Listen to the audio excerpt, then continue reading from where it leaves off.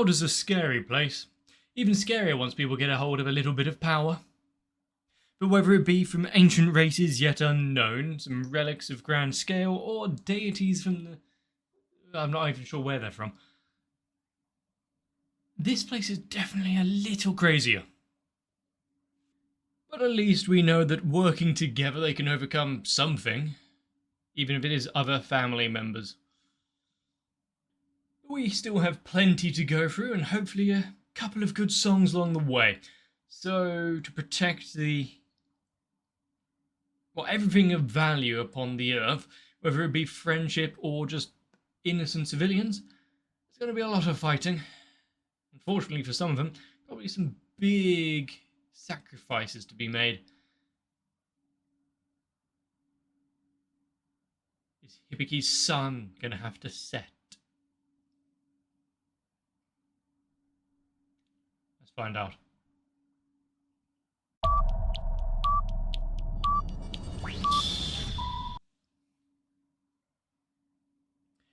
Well, started off with a nice fashion of entertainment and energy.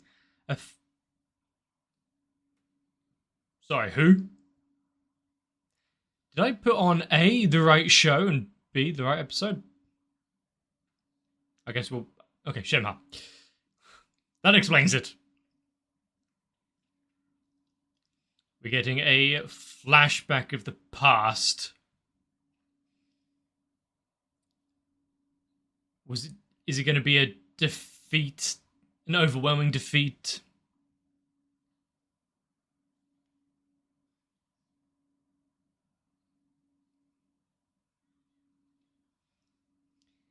You see, no matter the time, no matter the technological advancements and the what, people just can't get on, can they?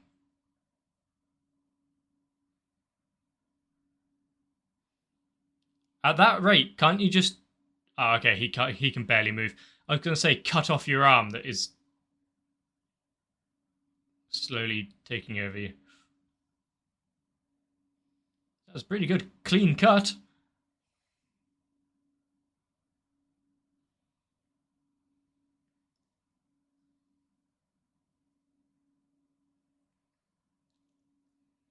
Mutual destruction.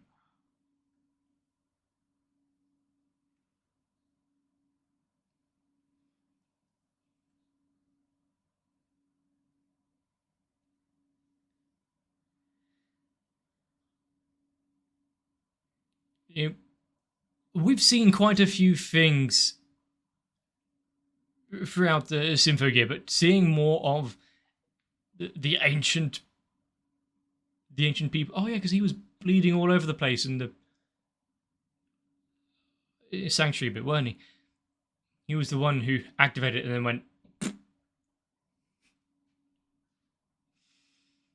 We've seen all sorts of stuff with Symphogear, but having more of the ancient peoples, the custodians or whatever they were called, is something that I am very eager to see, because we don't get that kind of viciousness from a lot of the other fights that we have in Symphogear. Like two people impaling themselves or each other. And usually it's just a fist fight and then one of them backs down. There's only a small amount of demise in this show. But when it's characters that, we don't need to continue talking to, that's when they can go all out.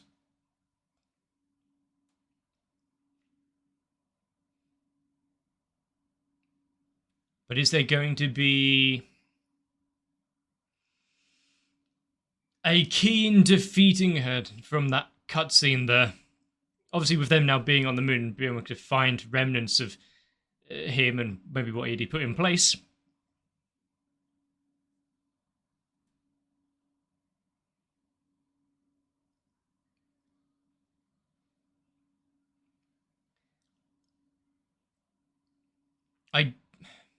It's kind of weird because usually how things go is they kind of constantly got to up the scale of danger. But Symphogear has just been different types of dangers. Celestial were bringing the moon crashing down onto the planet. Is it a danger to humanity itself? Is it just a fear of the unknown sort of god powers? Now, history repeating itself.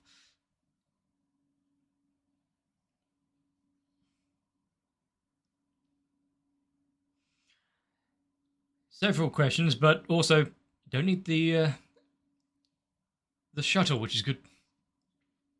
Oh yeah, with the shuttle being broken. Are there any other countries that are willing to work together? Yeah, if they're still alive at least. It's going to be several months before they can get it together, though. Really? Ah, okay.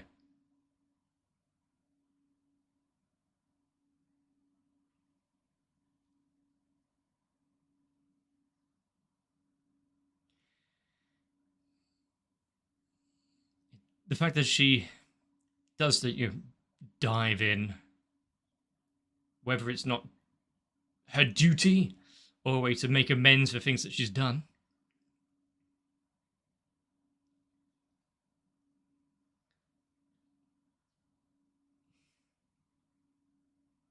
Fair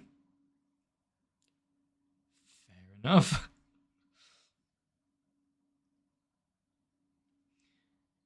Rather than focus on the past and issues and things you could have done, why not just do better now? I wondered why hers was on top. Ah.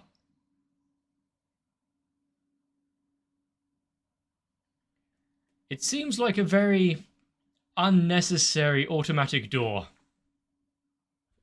The fact that it opened and it wasn't even... she wasn't trying to. Okay.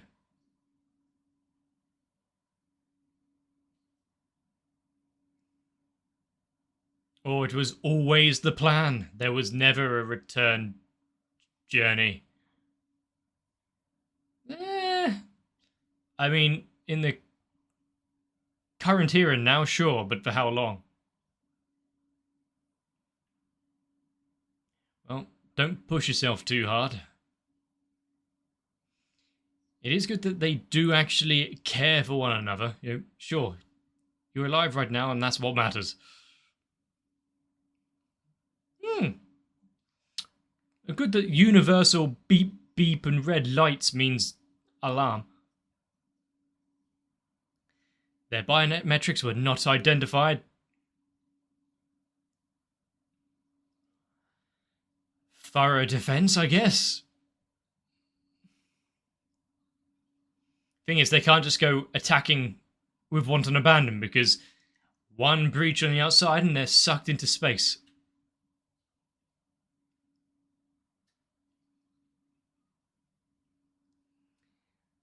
Hopefully, they understand this.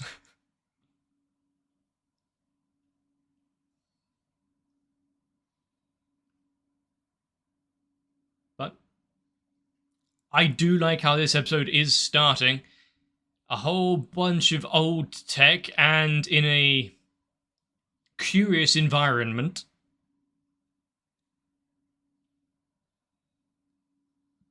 That's such a good transformation with the gauntlets.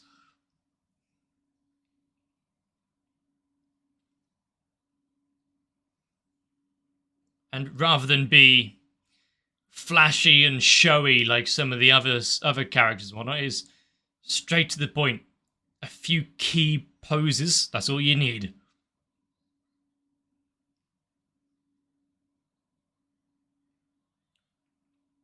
Well, you have to worry about that when the time comes. I like how the music is dulled because it's in the background. I mean, the lyrics of it.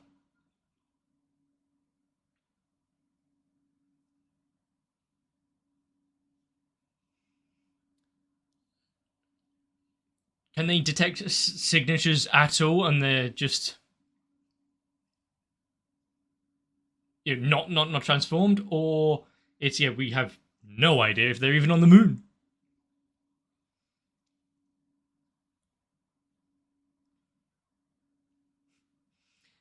True, yeah. If any normal people were brought along.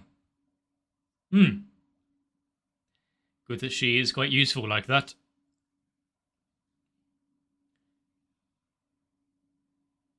Fire lasers. Fire lasers. How did she aim those things?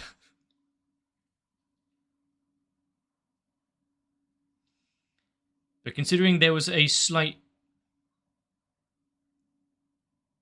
breach in the, chink in the armor or whatnot, Hibiki getting through to them, possibly to open up a dialogue. They don't have to be against each other. They're gonna have to form a unit to even survive this place.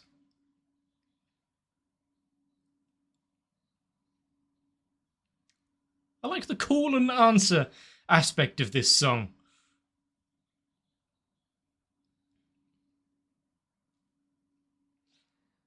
And she doesn't need to wait for the doors to open.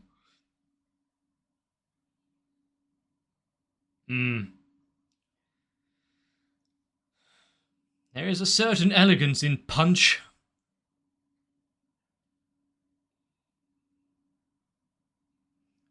Okay.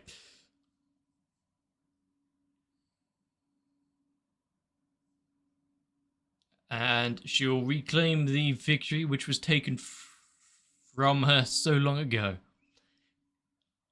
Well,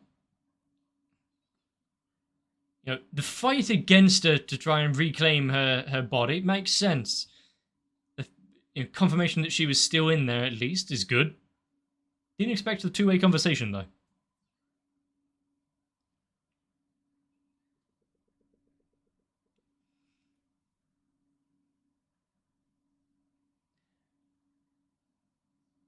Nah. I don't think she has much to gain from this.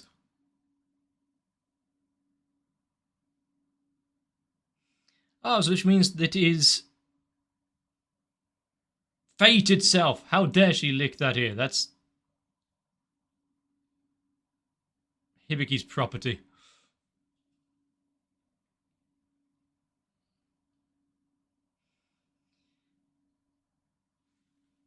I mean, anyone should probably get the hell out of that general area.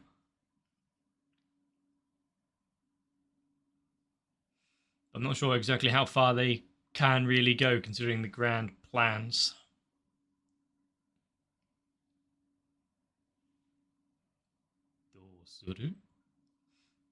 Sorry, I was watching a lot of the Internet Historian Area 51, and that one line was in there so much.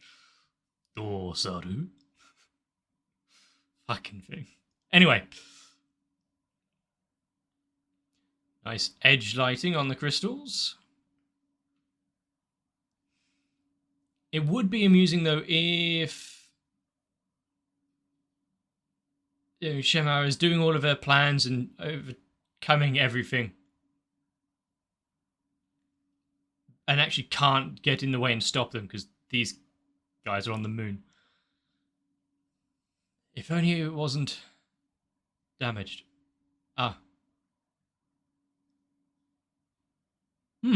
Useful. Putting a remnant of yourself and actually being able to talk back and forth.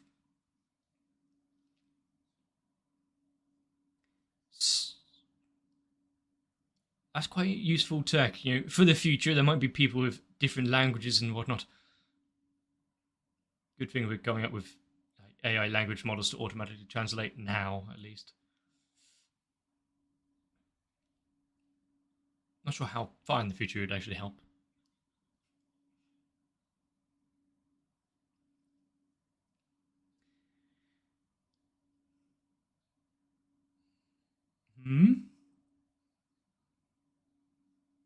Well, yeah, if they've came into contact with the system kind of still running and operating it,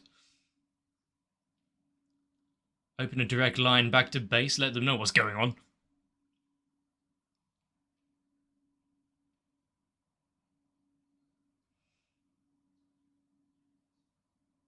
I would like to see how the scale of things here, to see how far away they're actually placed when they were transported here.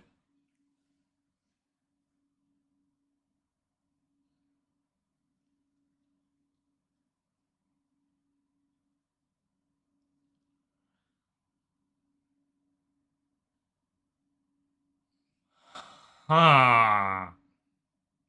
You know, I've always thought there's a weird, like, hive mind type functionality to humans, like how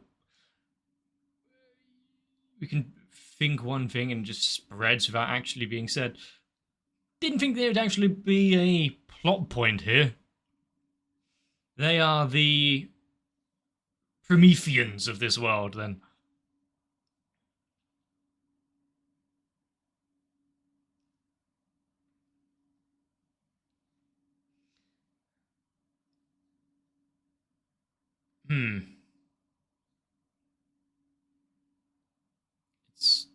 Oh, that's kind of cool.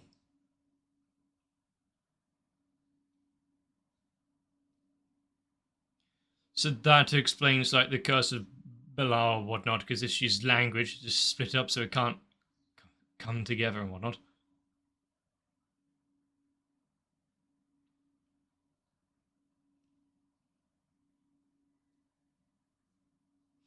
The fact it goes through all this, she is language itself, based in the very DNA of humanity.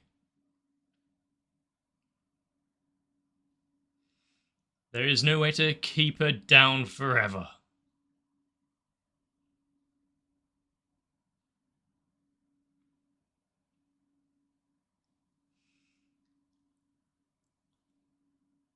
So as long as we can't communicate, we're all safe.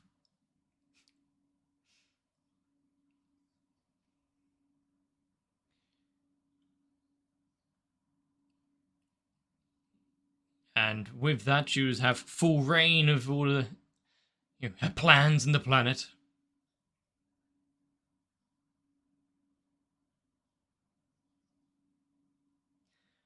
Good thing that they're there, at least. They can interfere, interrupt. I mean, is it in your best interest to really fight them here? You know, all life becoming obsolete kind of means you and your friends.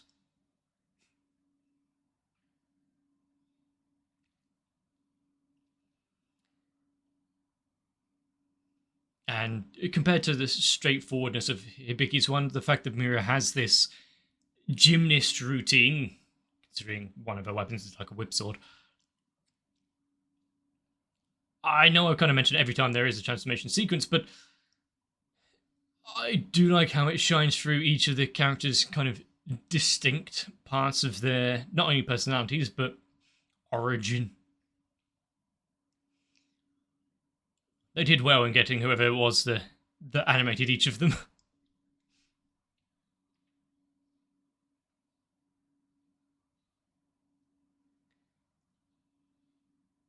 But this one really does seem as though she revels in the idea of a fight, enjoys battling in of itself.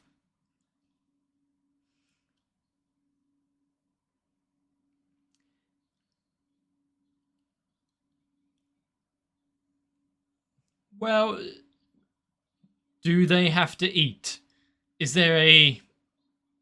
Yeah, that was my next question.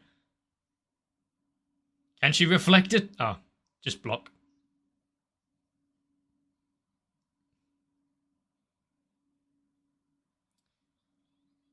Really embrace the idea of monster, hasn't she? Well, what's Maria doing in all of this? She letting Tsubasa take front and center while she was planning? Apparently, yes. I like that the daggers themselves have the trails.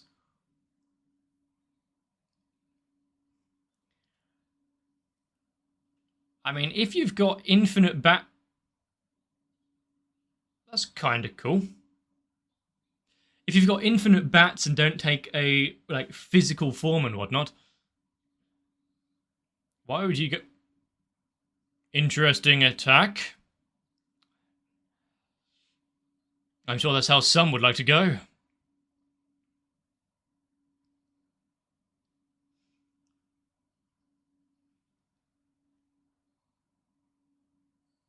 They just have to work in unison like they have at the concerts and whatnot.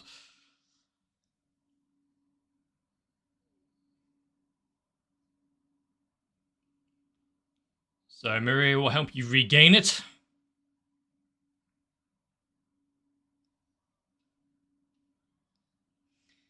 Pride is only gone when you give it up.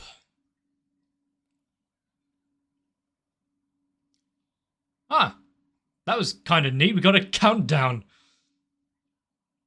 I didn't expect, from that countdown, I didn't expect this song. I thought it would be more, up-tempo. I'm going to turn it up, though.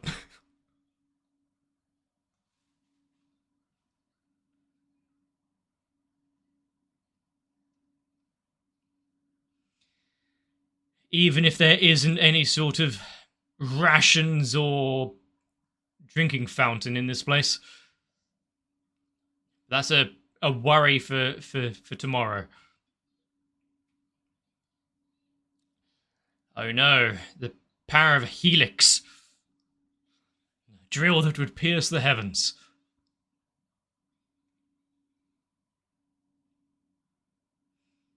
Yeah, you don't want that in an enclosed space.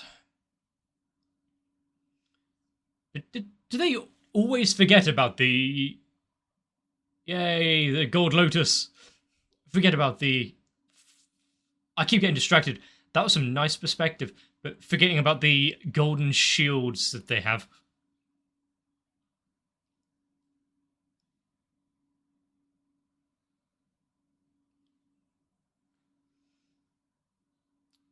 Is she going to be reduced in size if the bats themselves are being taken out? Can she, recombine into a singular form if there's only one left? Or, takes all of the constituent parts?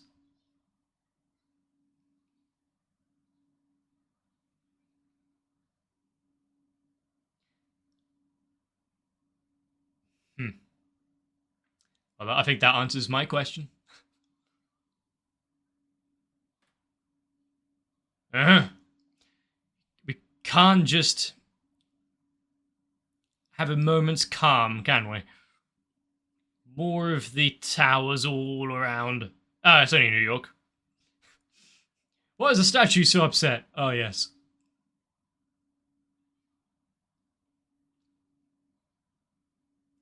It is a cool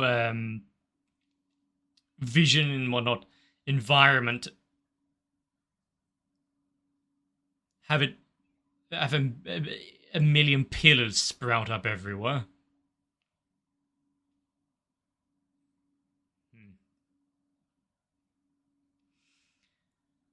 And the fact they are separated by a factor of many, many, many miles, they can't actually stop Shemhar and whatnot.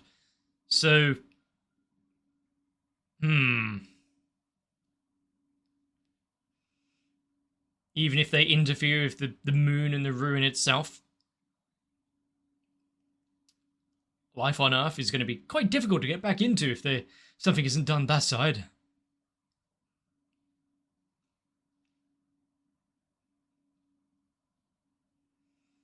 How much is Miku actually able to fight back against her puppeteer?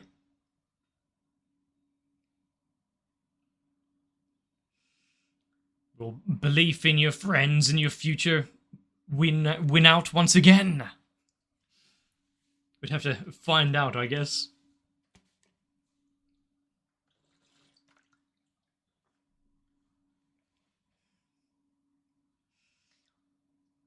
This was a pretty good episode. I like how the issues and tension was kept ramped up, and the fact that there isn't an obvious solution, considering they're all now away on the moon. Oh, good, they're all there. Phew. Oh, wait, they're all there. No one's protecting Earth. Symphogear being a show that is entirely predictable in how it treats some of the characters, and yet so fairly entertaining on how it all of the interactions between them. Interspersed with some really pretty decent animation, some nice songs. Not really much to complain about. I do like how it has evolved over time, where you got Tsubasa and Hibiki fighting against the noise, recruiting Chris as well, obviously by the end of the season, and now it's a battle on a world-ending scale, all of humanity themselves at risk to be converted.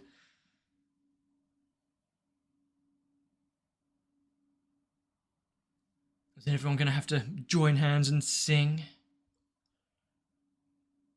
I do like humanity itself. Our very flaws are imprinted upon us.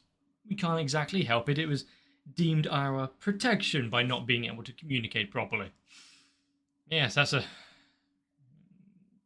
perfect reasoning for current predicaments around the world. It's for your own good, honestly. You don't want to learn your neighbour.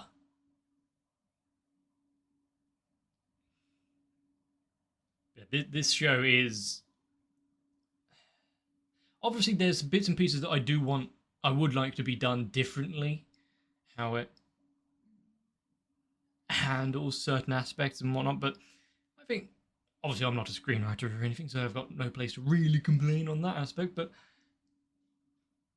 some of the decisions that characters have made have been a little odd. But with everything that has transpired and gone on,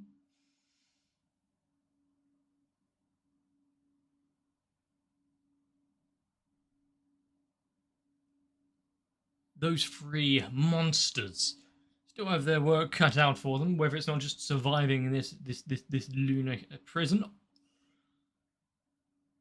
or actually trying to grab hold of something that's not just relinquishing all of their humanity, even if it is supposedly gone. Even monsters deserve a maybe not 14th chance, but we can hear them out, right? If you enjoyed this episode, let me know. Leave a like and a comment down below. Let me know of anything that I missed, overlooked, and completely incorrect on. But also, if I've earned it today, consider subscribing to the channel so you don't miss out future uploads. And if you want to make sure to be extra certain, consider joining to my Discord for all sorts of notifications when new videos get released, as well as memes and conversations and polls for upcoming shows. For instance, what happens when Symphogear finishes. But for now, take care of yourselves. I want to see you for the next one. I want to thank my patrons for allowing me to go on this lunar journey without actually having to leave my seat, which is good because I just want to watch more anime. And if you want to help out the channel and be remembered for it, consider joining onto my Patreon as well. Be alongside the likes of Sal, Aegis TR, Darky26, Guado, Kite, Reds Racer, Ultra Pouring, Wolfie Sensei, Zug, and everyone else. Because although we may all be different, at least we've got anime in common.